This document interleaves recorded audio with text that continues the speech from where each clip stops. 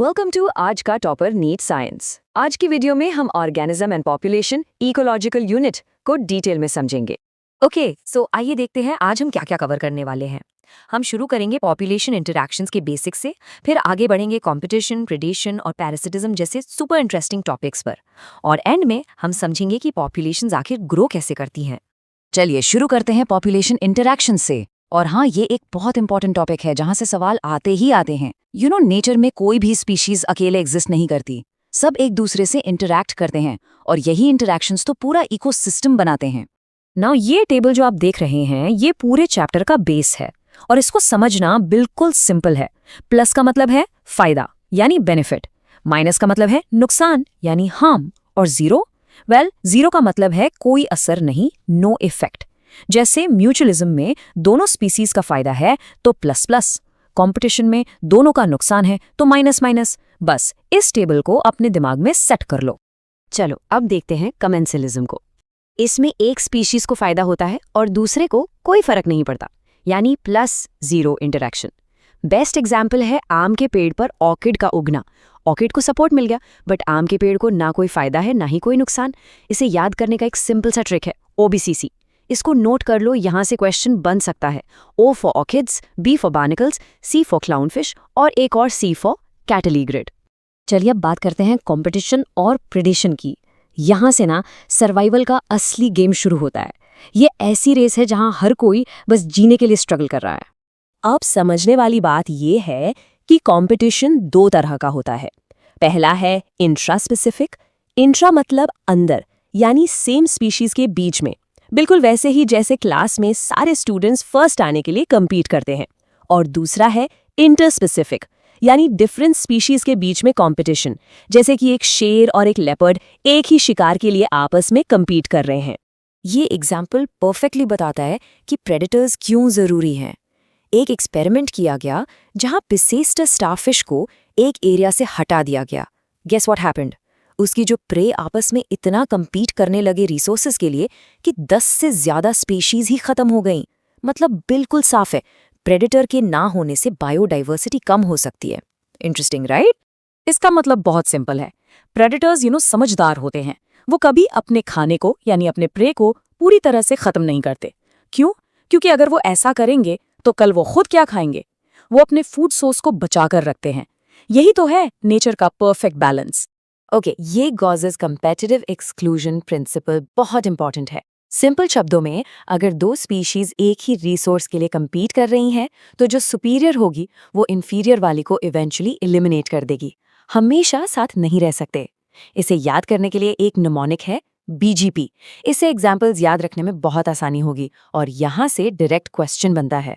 B से बैलेनस ने छिथामलस को एलिमिनेट किया, G से गोट्स ने टॉर्टोइस को और P से पैरामीसियम ओरेलिया ने कॉडाटम को।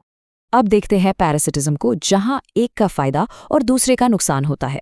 इसको आप एक एवोल्यूशनरी आर्म्स रेस की तरह सोचो, जहाँ होस्ट बचने की कोशिश करता है और पैरासाइट उस पर डिपेंड रहने के नए नए तरीके ढूंढता है। पैरासाइट्स भी दो तरह के होते हैं। एक्टोपैरासाइट्स, एक्टो मतलब बाहर, ये होस्ट की बॉडी के ऊपर रहते हैं, जैसे सर में जुएं या डॉग्स पर टिक्स। और दूसरे हैं एंडोपैरासाइट्स। एंडो मतलब अंदर, ये होस्ट की बॉडी के अंदर रहते हैं, जैसे कि लिवर फ्लूक या मलेरियल पैरासाइट। सिंपल है ना? और एक बहुत ही स्पेशल केस है ब्रूड पैरासिटिज्म। ये तो हम सबने बचपन से सुना है, चालाक कोयल और बेचारे कौवे की कहानी। कोयल अपने अंडे कौवे के घोंसले में दे देती है और कौवा बेचारा उन्हें अपने अंडे समझकर पालता रहता है। और एवोल्यूशन तो देखो, कुकू के अंडे भी टाइम के साथ कौवे के अंडों जैसे दिखने लगे हैं, साइज और कलर में, ताकि वो पकड़े ना जाएं। How clever! तो प्रेडेटर्स से बचने के लिए प्रे भी कम नहीं है, उनके पास भी अपने ट्रिक्स हैं। कुछ आसपास के एनवायरनमेंट में छुप जाते हैं, जिसे हम कैमोफ्लेज कहते हैं।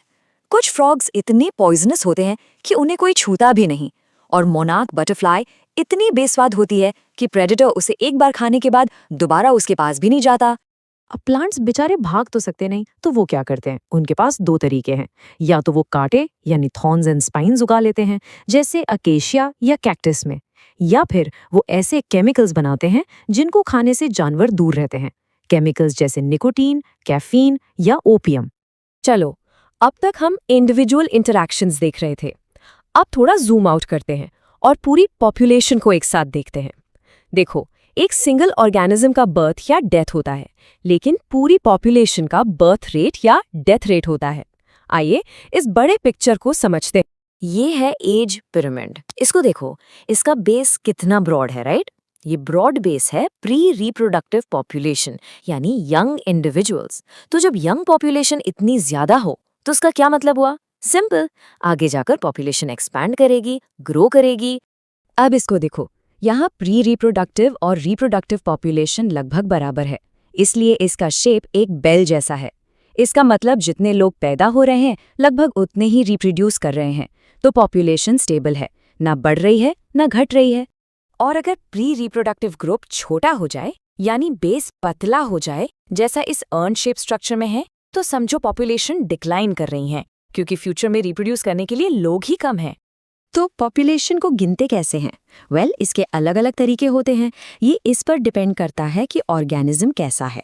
कभी कभी हम टोटल नंबर गिनते हैं, जैसे क्रेन्स के लिए, कभी बायोमास से मेजर करते हैं, और कभी कभी इनडायरेक्ट तरीकों से, जैसे टाइगर के पग मार्क्स से उसकी गिनती करना। One size doesn't fit all here. और अब सबसे इंटरेस्टिंग पार्ट, पॉपुलेशन बढ़ती कैसे है? क्या यह हमेशा बस बढ़ती ही रहती है या फिर इसकी कोई लिमिट होती है? इसके 2 मॉडल्स हैं, चलो समझते हैं। यहाँ 2 मेन ग्रोथ मॉडल्स हैं। पहला है एक्सपोनेंशियल ग्रोथ। ये तब होता है जब रिसोर्सेज अनलिमिटेड हों, जो कि लेट्स बी ऑनेस्ट रियलिटी में पॉसिबल नहीं है। इसका ग्राफ जे शेप्ड होता है। दूसरा है लॉजिस्टिक ग्रोथ, जो कि के यानी कैरिंग कैपेसिटी के कॉन्सेप्ट पर बेस्ड है, और ये कहीं ज़्यादा रियलिस्टिक है। कैरिंग कैपेसिटी का मतलब है कि एक एनवायरनमेंट मैक्सिमम कितनी पॉपुलेशन को सपोर्ट कर सकता है। इसका ग्राफ एस शेप्ड होता है। ये जो एस शेप्ड कर्व है ना, ये एक पूरी कहानी बताता है 4 फेजेस में। शुरुआत में ग्रोथ धीरे धीरे होती है, ये है लैग फेज। फिर अचानक से तेजी से बढ़ती है, ये है लॉग फेज। फिर जब रिसोर्सेज कम होने लगते हैं तो ग्रोथ स्लो हो जाती है, ये है डिसेलेरेशन फेज। और आखिर में पॉपुलेशन एनवायरनमेंट की कैरिंग कैपेसिटी के पर आकर स्टेबल हो जाती है, जिसे हम एसिम्प्टोट कहते हैं। ओके, जाने से पहले ये मनेमोनिक जरूर रिवाइज कर लेना, ये आपके एग्जाम में बहुत टाइम बचाएंगे और कंफ्यूजन भी दूर करेंगे। कमेंसलिज्म के लिए याद रखो OBCC, और कम्पेटिटिव एक्सक्लूजन के लिए याद रखो BGP। ट्रस्ट मी, ये बहुत काम आएंगे। Thank you for watching. अगर वीडियो हेल्पफुल लगी हो तो लाइक, शेयर और सब्सक्राइब जरूर करें, और बेल आइकॉन को ऑल नोटिफिकेशंस पे सेट करना ना भूलें।